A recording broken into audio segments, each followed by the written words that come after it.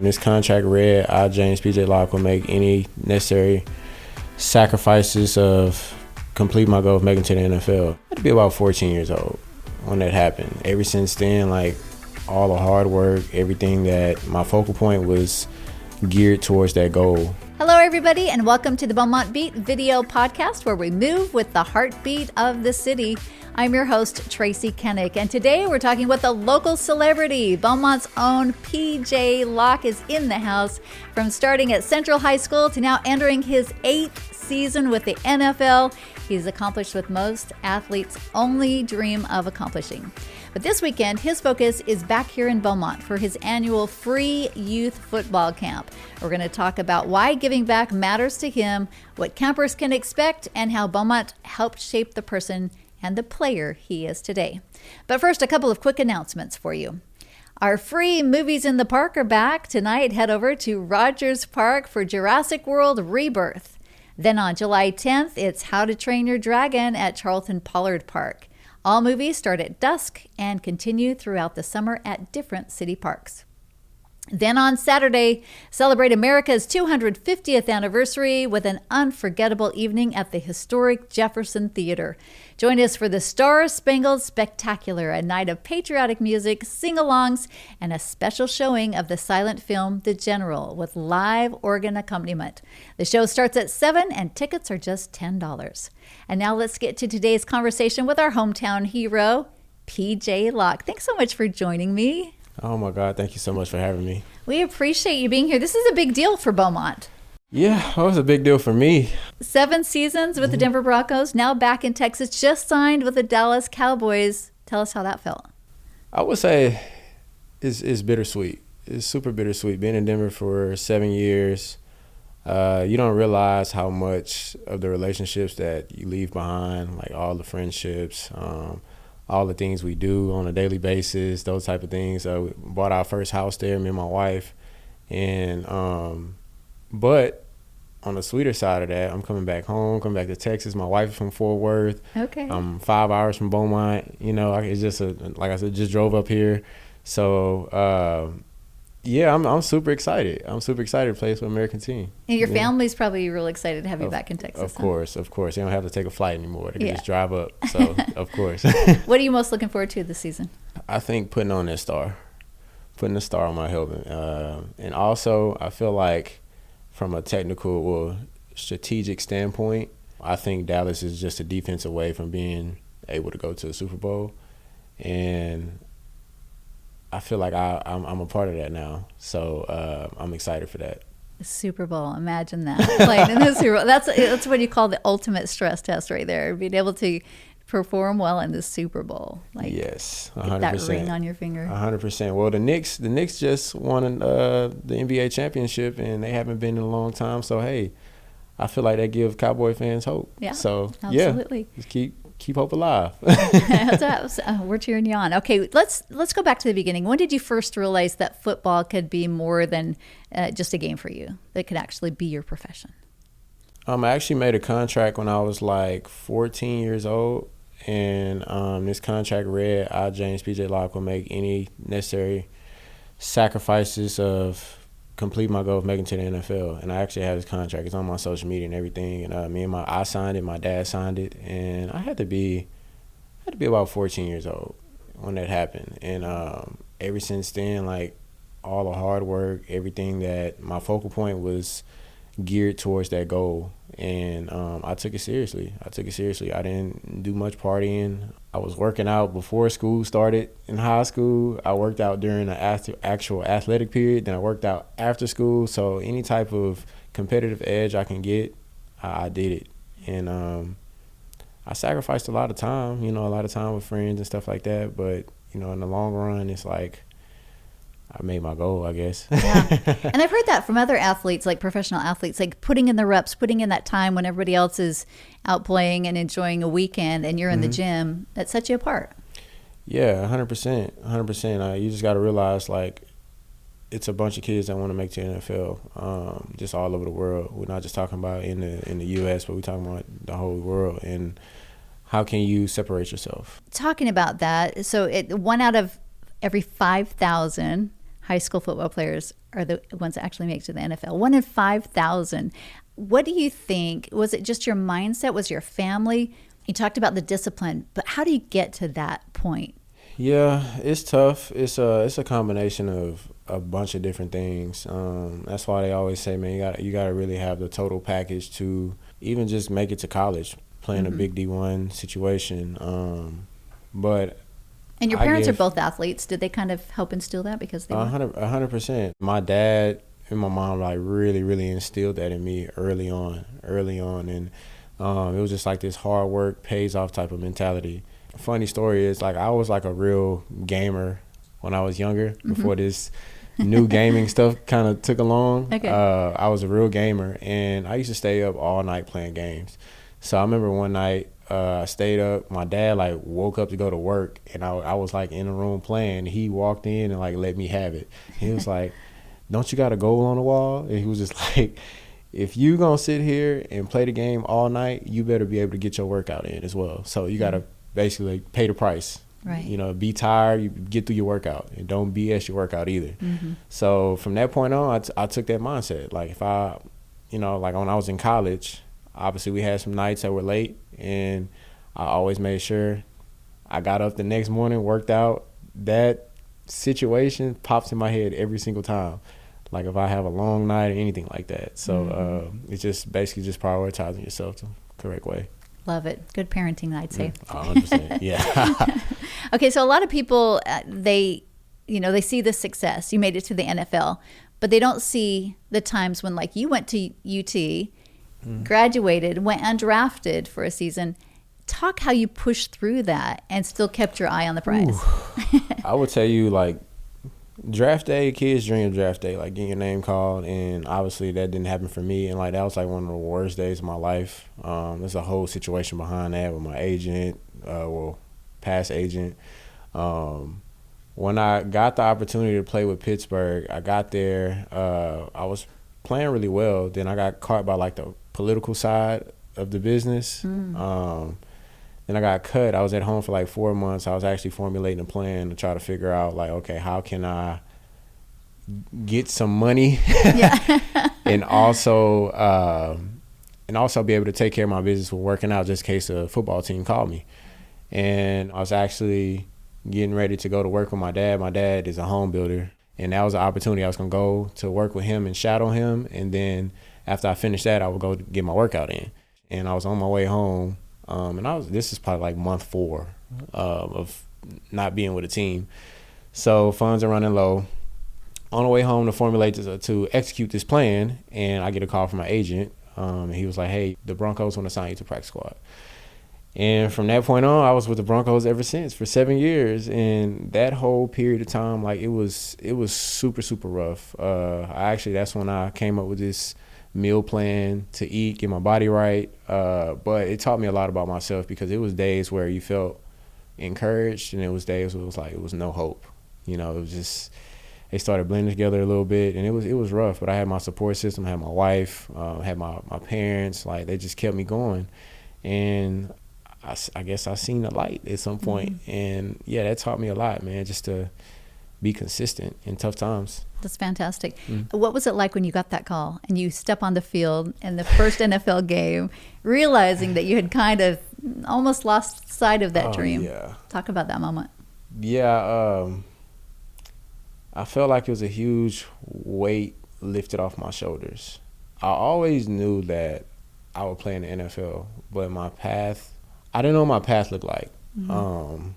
I thought it was also going to be a straight and narrow, but, God's plan, he has you going all different type of ways, but he's omnipresent, and he's just trying to put you in the right situation possible. So I just remember dropping to my knees. My first game was, we played the Titans, and I remember dropping to my knees and just thanking God for, like, just the opportunity, for, the hardships that he had given me to supply me with the tools to be able to live life moving forward. So, yeah. What's it like playing when you hear the crowds yelling your name and you're out on the field and you're walking through, you're signing those autographs? You're like, this Beaumont boy made it. Yeah. So what's funny is I really rarely hear the crowd when I'm playing. Only like when I make a play and like I can kind of lock into what's going on. But like during the play, I'm so locked into what my job is and, you know, where my eyes should be, I would say. But other than that, man, signing autographs, we got like in Denver, they had like a little walkway and you just hear people chanting PJ, and it was, it's amazing. Like, wait, is that me? It's oh my God, it's amazing. At one point, like when I first got there, nobody really knew who I was. And then I would say the last 3 years, like it really picked up. And like I said, I would walk down the aisle, especially after games. You make a big play or something like that, everybody just chant your name. And I said, it's such a blessing. It just reminds you, like, man, this is what you work for. Yeah, it is what you work for. And I mean, you're living the dream that you had from the time you were a little kid, right? 100%. And now playing with the Dallas Cowboys. What excites you most about that? Your first game, what do you think it's going to feel like? I struggle with trying to figure. I don't know. I'm super anxious about it. What makes you anxious? I think just playing in a new stadium, you know, not being in a familiar place, not really knowing like how I'm gonna get to the game, like where do I go, those type of things, what my new routine is gonna be, all these different things. But nonetheless, I'm just excited. Like I said, excited to just put that star on play in front of the home crowd. That's gonna be amazing. I can really pull out my cowboy hats and stuff now. Yeah, right. I saw a picture with your cowboy hat on. Does that feel comfortable? It does. Yeah. It feels right. Good. That's when right. I know it's right. Before we get to the camp that you're putting on, it really has stood out to me that you know where you're from, that you, even though you're a big NFL football star, a lot of people can, you know, their heads grow a little bit bigger when that happens. And you really have stayed grounded. What has helped you to do that? My support system, that's first and foremost. I think how I was raised in general, just never being satisfied in a way, always pushing towards another goal. And then when I was younger, I didn't really have this, you know, NFL players really coming back like that and kind of helping.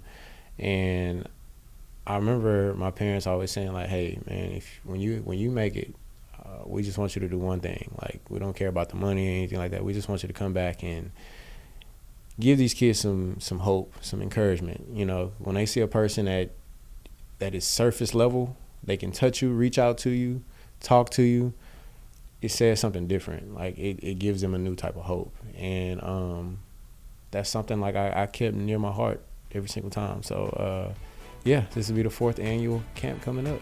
All right, I love that so much. And in just a moment, we're going to talk with PJ about his youth football camp coming up this weekend, how your football player can get involved. But first, we want to let you know about the city's big 4th of July celebration. Take a look.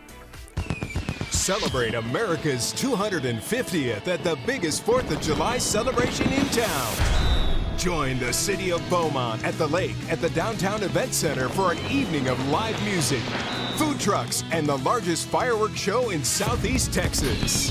The fun kicks off at 5 p.m. Don't miss the city of Beaumont's 4th of July celebration, made possible by Budweiser and other generous sponsors. Visit BeaumontEventsTX.com for details. And we want to remind you that you can stream this show and past episodes of the Beaumont Beat on Apple Podcasts, Spotify, YouTube, and anywhere else that you listen. And be sure to share this episode if you enjoyed today's show. And now back to our conversation with Dallas Cowboys safety PJ Locke, and we're ready to talk about this weekend, the big camp coming up. Why was this important? You mentioned it a little bit before, but what got this idea for you to have this camp 4 years ago? I had two close friends who were my NFL vets. They were older guys, and in Denver, I met these guys in Denver named Kareem Jackson and Justin Simmons. And what they did was every summer they had camps as well. But what they would do is they would basically gather all the DBs to position group and basically make a trip out of it. So we would go there, we'd go to the camp. Well, the night before we go out to dinner, then that next morning we'll go to the camp, and then we'll do brunch, and then we'll have like some type of family event. I don't know, it's like a little get together, cooking, live music, games and stuff like that. And we'll go right back to Denver and we'll have practice the next day, something like that. So I got that idea, just the whole formula from them. What was your hope with doing a camp like this?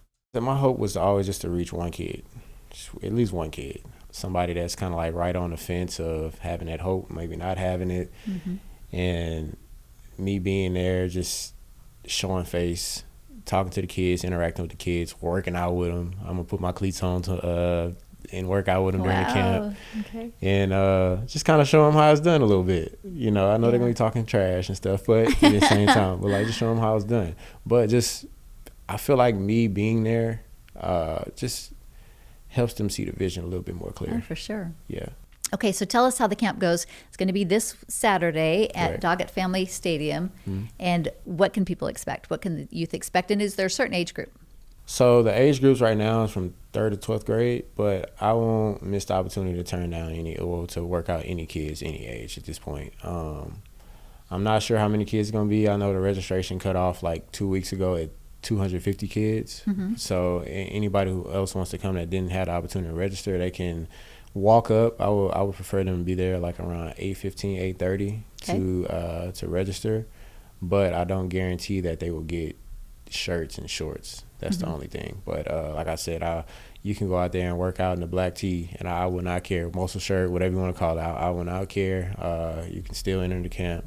Just want this to be something for the kids to remember.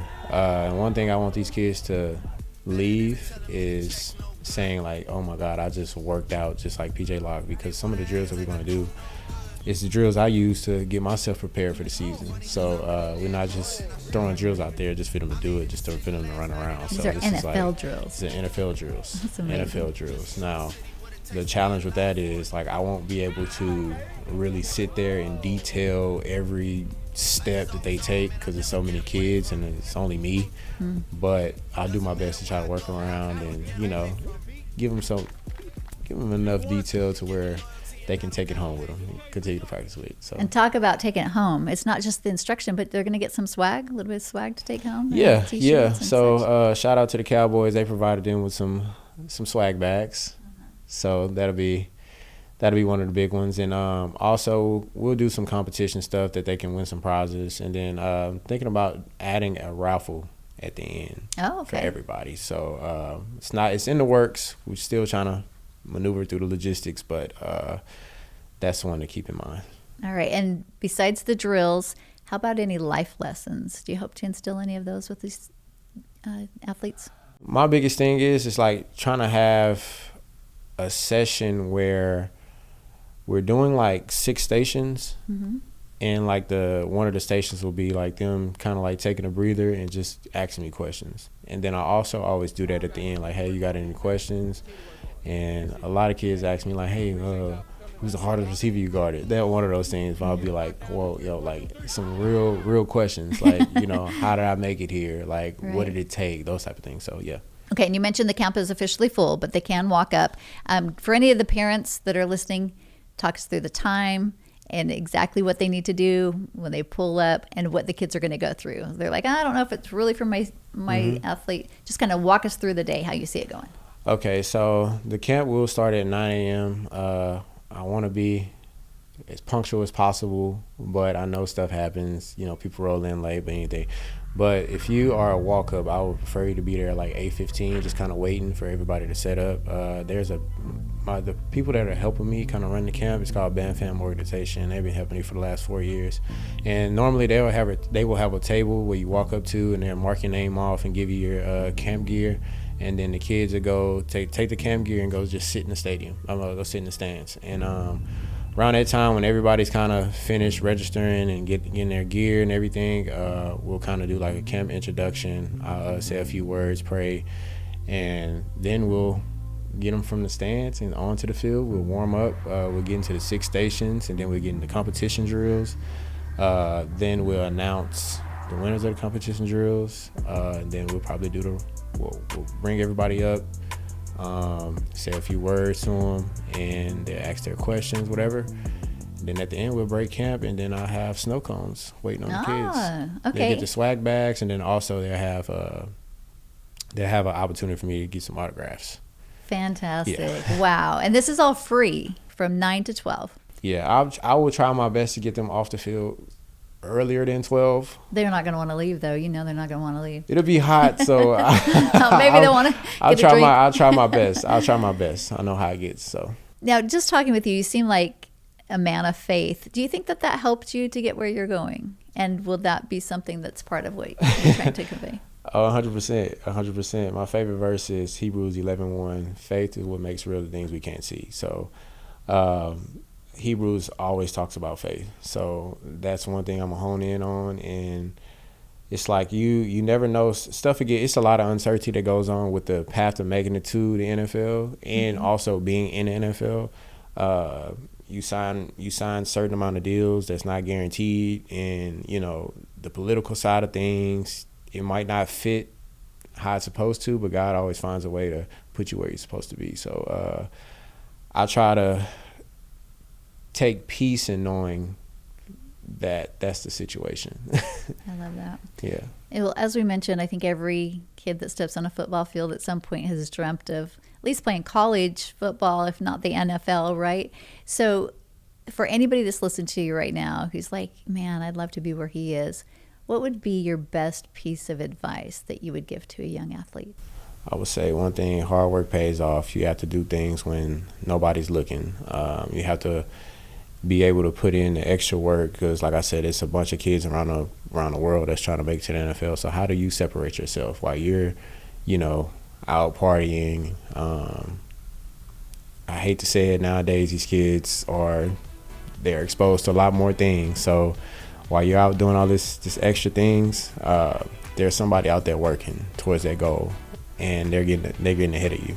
And I also say being consistent. It's gonna be obstacles, gonna pull you different directions, mentally, physically, spiritually. And I think if you can find a way to be on a straight and narrow the most, staying consistent with that's gonna help a lot too.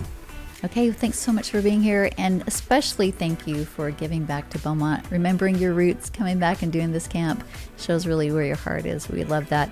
And good luck with camp, but more importantly, good luck with the Cowboys. Yes, we're going to be cheering y'all when you put how that about star the on. Cowboys? First time saying it. That's right. Great platform to sit on, but I thank you guys for having me. It's such a blessing, such an honor for you guys to invite me on the show. Yeah, an honor. The pleasure is ours. So thanks so much, PJ. Thank you. And that's all for this edition of the Beaumont Beat, where we move with the heartbeat of the city. I'm Tracy Kennick. Thanks so much for joining us, and we'll see you next time.